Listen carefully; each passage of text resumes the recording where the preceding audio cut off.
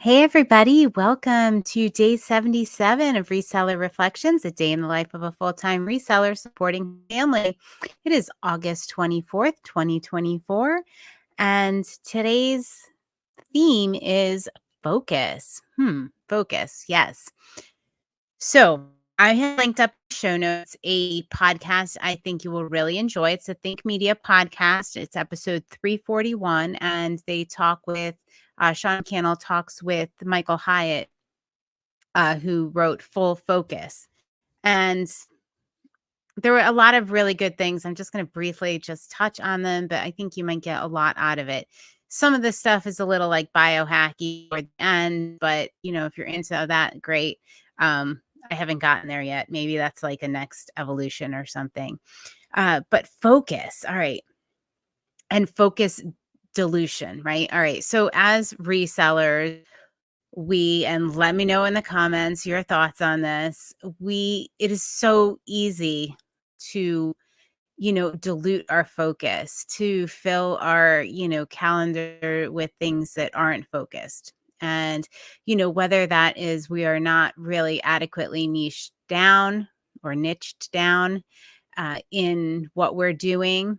That can definitely dilute our focus.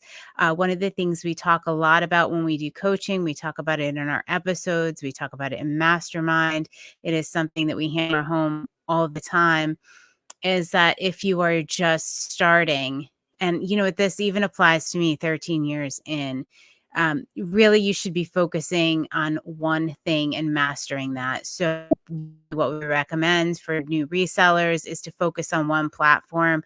Generally that's eBay because it has the largest audience, and really learn everything you can and really go all in on that platform.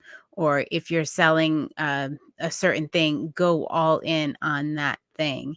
And you learn so much along the way, and you really learn all the ins and outs of it. And you will definitely build toward your goal a lot faster when you can focus in. And a lot of, if you watch other resellers that maybe do YouTube, you will notice a lot of the very monetarily successful ones are niched down, or they go all in on one platform. So we'll see like Whatnot is a relatively new platform.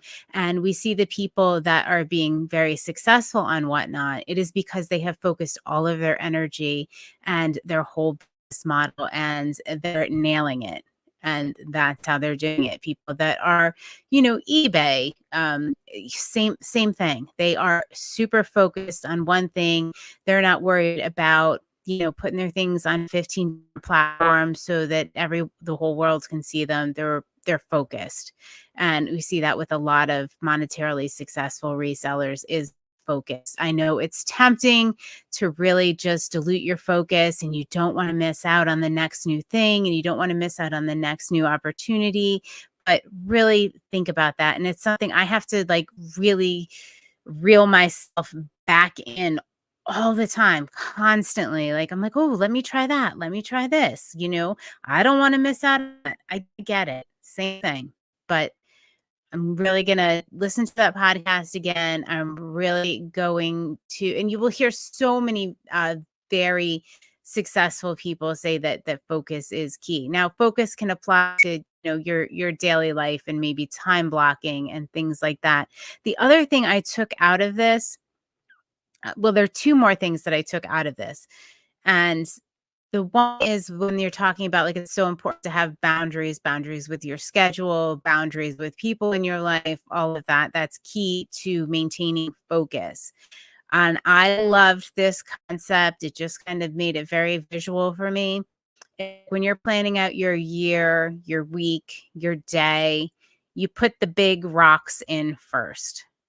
All right. So those things, like for my schedule, like an example of that is I know I need to list 3 hours a day, and that's what I need to do. So those chunks are absolutely, those 3 big hour chunks are absolutely put in my day first, and everything else is scheduled around it.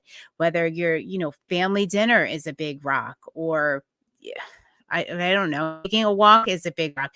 Get those big rocks in place. They cannot be moved, and set those hard and fast boundaries. Um, I love the visual of just put the big rocks in, because it just, I don't know, it did something for me. And I'm going to think about it like that now going forward. And when we do our Sunday night reseller reset, I'm going to talk about putting those big rocks in. Yes, yes, yes. That's a new thing for me going forward. Um, the other thing that I thought was really great harkens back to the Slight Edge. If you haven't joined the C Chats book club and you're interested in these type of things, check it out. You can link it. It's linked up in the show notes. It is in our free Patreon group, or you can join us on Facebook. But either way, all right. So first quarter of every year, we read the Slight Edge. And one of the things they talk about in the Slight Edge is starting small. And Michael Hyatt also said this. You start small. You start with 5-minute increment. Maybe you start with a 1-minute increment of something. I know on my list, I have 7 things that I dedicate at least 5 minutes a day to. Some days are harder than others, even that 5 minutes. Um, So you Slight Edge, you start small. And it reminded me of, I know a lot of you listen to Dave Ramsey, his idea of the debt snowball, right? When you're coming out of debt, it seems like very odd to me, when I read it and when it was described to me, is you uses the concept of, he calls it a debt snowball, right? So you start with the smallest thing you have to pay off. If you have a $50 credit card bill, whatever your credit is, you have, maybe a list of, I don't know, 20 credit cards or whatever your debt is. You start with the smallest debt, and then you pay that off first. And what that does is it starts to create some momentum, and you get this snowball effect, and you just keep going. And I think that also starts for starting new things in your life. When you commit to something, just starting small, because what happens, and talk about the Slight Edge too, is it builds momentum. You can celebrate those small wins. You can feel successful. Yeah, I'm revisiting yesterday's topic. If you didn't hear it, you can feel successful. And that feeling of success is just such an intrinsic motivator. And, celebrate the small wins. They are very important, and it will just keep you moving forward and propel you forward. All right. Hopefully this wasn't all too serious, but I had a lot in that podcast. I think it's worth a listen if you're up for it. It is linked up in the show notes. It is on podcast or YouTube. I linked up the YouTube video, but it is episode 341 of the Think Media podcast. Also, this is now on Reseller Reflections, is now on podcast. If that is easier for you to navigate and you have been listening, now it will show up as its own wherever you listen to podcasts. It should be there. Just a daily thing in your feed.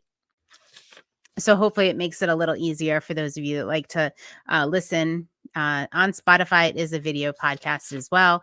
Vanessa said she likes to watch. So, all right, you can do it on Spotify. Apple Podcasts is just audio. Reese, and that is why I am using the microphone to increase my the quality, so it sounds a little better, hopefully, for you all. All right, reset to zero. I am reset to zero. I did all the things on my Slight Edge list today. Joining me on this reset to zero challenge are Jill of Rusted Truck Relics, Jason Santee Swapper, Shar Fabulous Flamingos, Kathy Sings, Nick Mr. C Chats, Vanessa Brightest Holidays, Judith R, and Pam of Whimsy and Such. All right. So, all right. If you want to shut it off, that's fine. I'm just going into a little personal note of what I did today. So I did walked a 5K this morning for Fox's sake, for Parkinson's research. It is a fundraiser my friend does every year. She does it in Maine. So we did it in Scranton, just a small group of 4 of us. And we walked around the lake. It was really cool and really fun. All right. How that ties in is that I did that because it is a fundraiser I do for my business. We have episodes on sustainable fundraising and how to incorporate the community and make it sustainable for your business. Check out C Chats for that sustainable fundraising. I think there's 2 or 3 videos on it. So or send me a note if you're interested. All right. So then on the way back, there was a yard sale. And of course, I had to stop, right? So I stopped at the yard sale and it was good. And, I've been waiting for this to happen since I moved back to the area I grew up in. And I was at the yard sale and I'm looking around and I hear somebody say Libby and she says my last name. And I was like, yeah, yeah, that's me. That's me. And she's like, oh, yeah. And I said, I didn't recognize her. I said, can I have, do you mind telling me your name? I'm so sorry. I don't recognize you. And she did. And so she had lived across the street from me all growing up. So that was interesting. Um, she did not give me a better deal at the yard sale. I think she gave me a worse deal because I don't think she really cared for me too much. But that's beside the fact. I got some really cool things at the yard sale and got home, unloaded them. My parents were working up the street at a rummage sale and slash car show, and my dad needed me to bring him his mouse charging cord. So I ran that up there, and of course, then I had to shop the rummage sale, and I got a whole bunch of things. And I was like, you know what? I just can't leave these sitting here. So I listed them all, guys. I got them all up on the website. My son will cross list them later tonight. I'm going to celebrate that small win because I got them all listed. And I was like, normally they would sit for a month while I processed everybody else's consignments. But I thought, no, I'm gonna do this. Like I went out and I bought stuff I didn't need, but all right. So there it is. Hope everybody has an awesome day, evening, and I will see you on day 78 of Reseller Reflections. Until next time. Bye.